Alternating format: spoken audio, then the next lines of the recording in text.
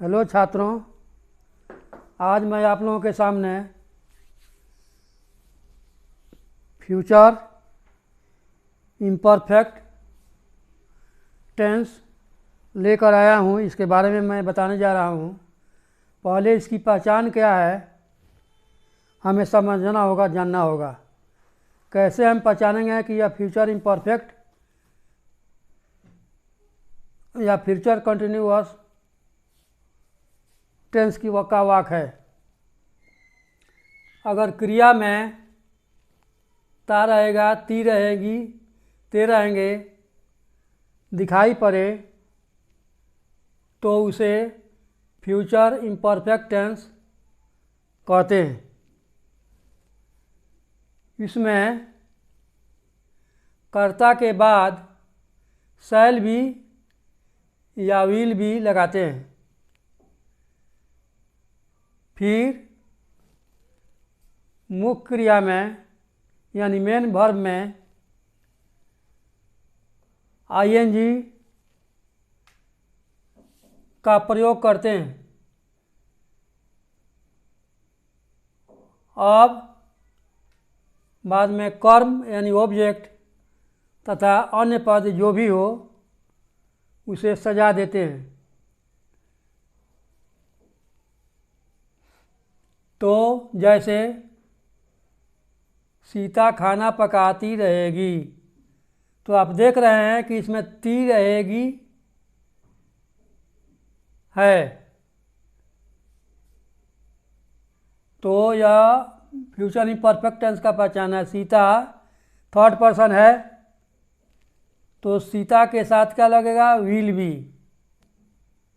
आप पकाना की अंग्रेजी होती है कुक, तो उसमें आएंगे जोड़ेंगे कुकिंग। आप खाना के फूड, तो Sita will be cooking food. इस प्रकार अनेकों उदाहरण हैं। कुछ वाक्य बता देता हूँ। सूरज प्रकाश देता रहेगा।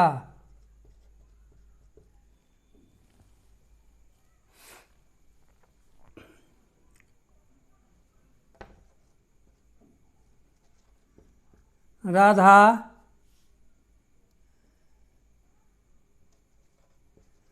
घर जाती रहेगी।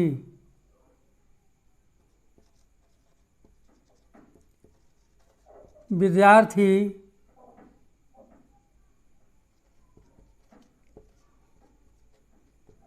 स्कूल से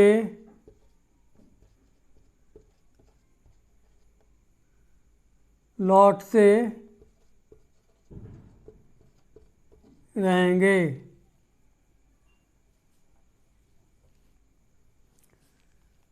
तो दूसरा वाक्य है सूर्य प्रकाश देता रहेगा।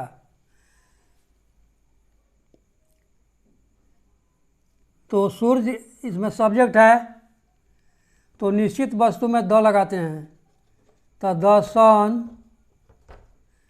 और यह थर्ड पर्सन है तो विल लगेगा बी। प्रकाश देना, प्रकाश नाउन भी है और वर्ब है, वर्ब भी है, दोनों है। प्रकाश की अंग्रेजी क्या होती है? लाइट। अब प्रकाश देना का भी अंग्रेजी लाइट। तो लाइट में आईएनजी जोड़ देंगे, lighting. The sun will be lighting. Radha घर जाती रहेगी, तो अंत में ती रहेगी है, तो राधा के लिए थर्ड पर्सन राधा लिखो। इसमें भी विल लगेगा। मुख्य क्रिया है में जाना, जाति मतलब जाना, जाना का गो, इसमें आज जोड़ेंगे गोइंग, होम।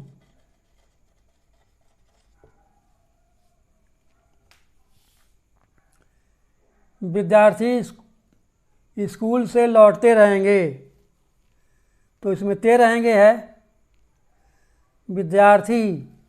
विद्यार्थी का मतलब यहाँ एक विद्यार्थी नहीं, यहाँ अनेकों विद्यार्थी, तो ये स्टूडेंट्स।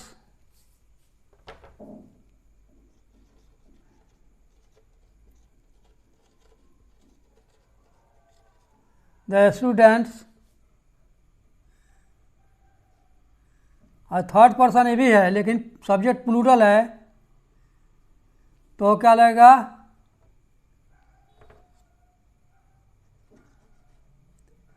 शैल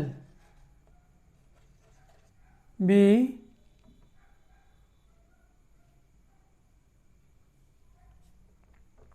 लौटना का क्या होता है, रिटर्न।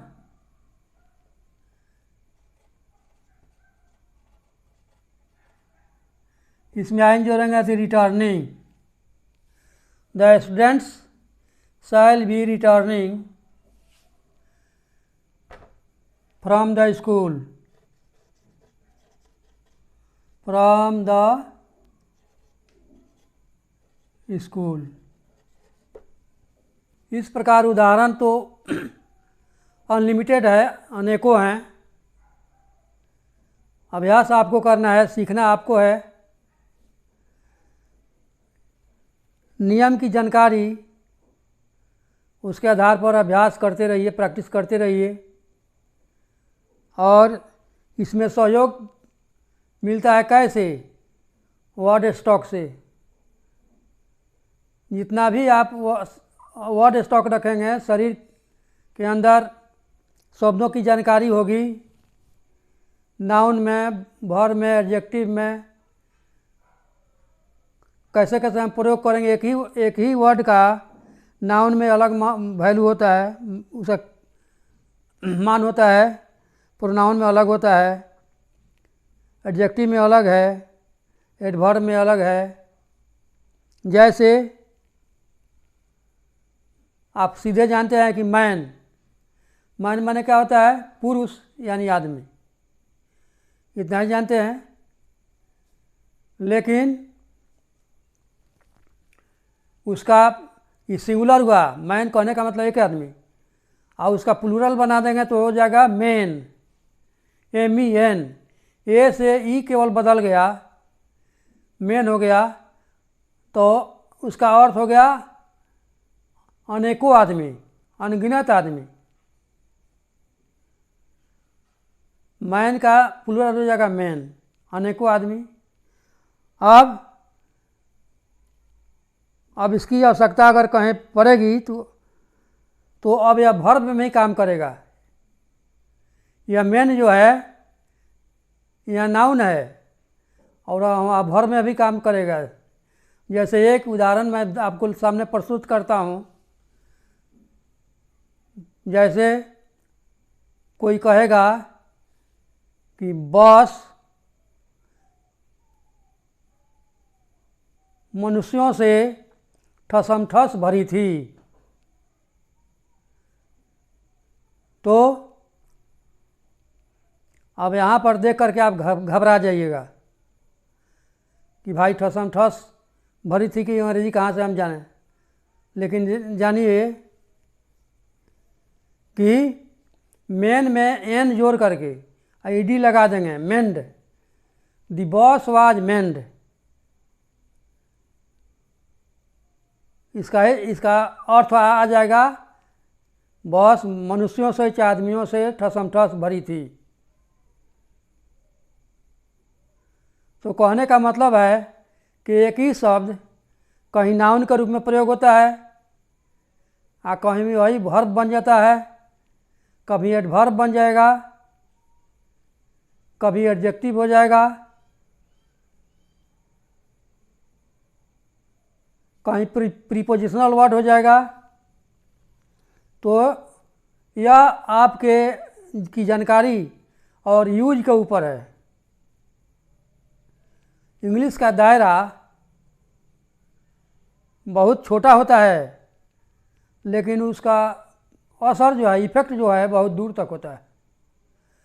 इंग्लिश में कम वर्ड से आप अधिक से अधिक उसका भाव, उसका मीनिंग, उसका सेंस निकाल सकते हैं। तो छात्रों, अभ्यास के लिए मैं कुछ आप लोगों को दे देता हूँ, घर से बना करके लाएंगे।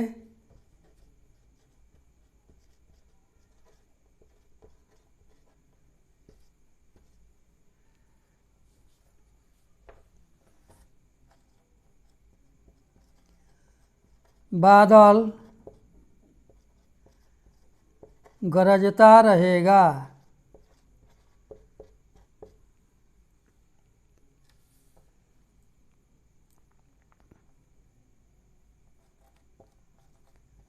तारे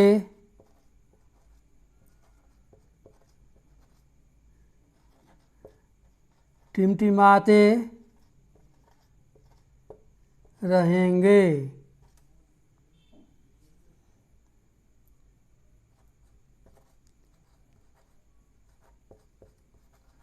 रेलगाड़ी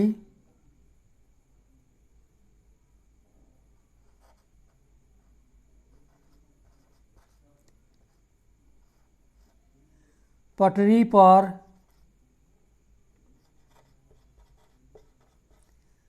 चलती रहेगी।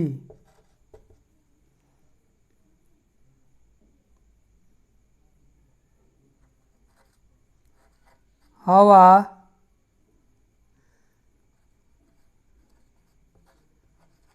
हमेशा बहती रहेगी।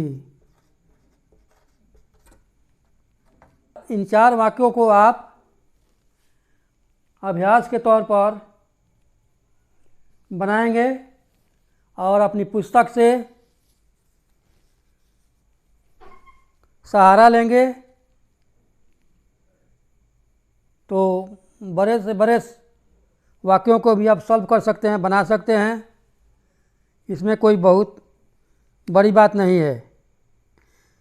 अभ्यास मेक्स ए मैन परफेक्ट। अभ्यास जो है मनुष्य को क्या बना देता है? पूर्ण बनाता है। और अभ्यास में नहीं रखेंगे तो वही आपके लिए एक बोझ जैसा हो जाएगा। उसको समझ नहीं पाइएगा, उसको बोल नहीं पाइएगा। इसलिए जीवन जो है पूर्ण बनाने के लिए अभ्यास का हमेशा सहारा लेना पड़ेगा। यह आपके ऊपर निर्भर है। तो बंधुओं, जो भी त्रुटि हो, समझने में कठिनाई हो, उसके लिए हमसे संपर्क करेंगे। मैं उसका निदान करूंगा और फिर अगले दिन हम आपसे मिलेंगे। तब तक आप लोग पढ़ते रहिए, बढ़ते रहिए और शिक्षा के क्रम को आगे बढ़ाते रहिए। यह जीवन जो है चलंत है।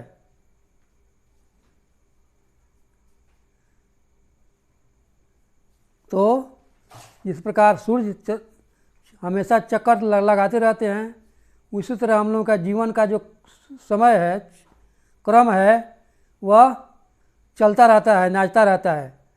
तो उसी के अनुसार हम लोगों को भी सक्रिय रहना चाहिए, एक्टिव रहना चाहिए, तभी हमें सफलता मिलेगी। अतः अब आप लोगों से मैं यही कहूँगा कि इसमें जुट करके और साहस के साथ प्रैक्टिस कीजिए, बनाइए। अतः अब आप लोगों से मैं यही कहूँगा कि इसमें जुट करके और साहस के साथ प्रैक्टिस कीजिए, बनाइए। प्रेजेंट टेंस के बारे में जो 4 भेद होते हैं, present indefinite, present imperfect, present perfect और प्रेजेंट परफेक्ट कंटिन्यूअस, इसके बारे में मैं बता चुका हूँ। और पास्ट टेंस के भी जो 4 भेद होते हैं, past indefinite, past imperfect, past perfect, past perfect continuous, ये भी आप लोगों के समक्ष हो चुका है। फ्यूचर में मैं आज फ्यूचर इंडेफिनिट और फ्यूचर इम्परफेक्ट या फ्यूचर परफेक्ट, वही दोनों एक ही चीज़ है।